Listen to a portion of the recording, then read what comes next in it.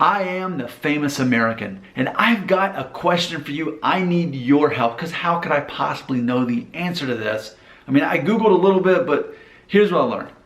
My question is, can a person be Antarctic or Antarctican, however we would say that? So my daughter is in kindergarten. She just turned 6, actually yesterday. And there's this song she sings that she learned in kindergarten to help her learn all of the continents. And every time she says Antarctica, I'm always like, oh yeah, that's a continent.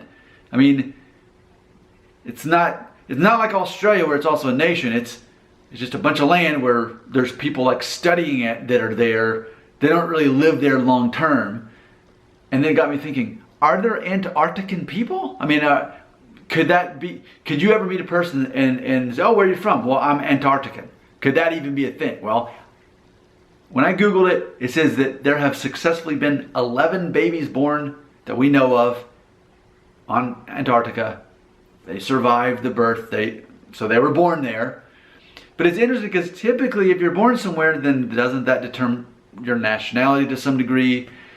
But because technically certain countries have claimed certain parts of Antarctica, what it basically does, it default simply to if the parents were from the United States, then the baby's just simply American, and there's no chance that anyone could ever have the status of even dual citizenship, say American and Antarctic. Like, that could never be a thing, because technically Antarctica, you can't really have that as a nationality. I'm asking. I don't know. I did a little bit of Googling, but it got too confusing, and it's just easier to ask the entire world because you guys know more about this. And it'll help everybody else out who's wondering the same thing. So go ahead and please leave those comments. That's going to get this conversation going, because YouTube is the #2 search engine in the world.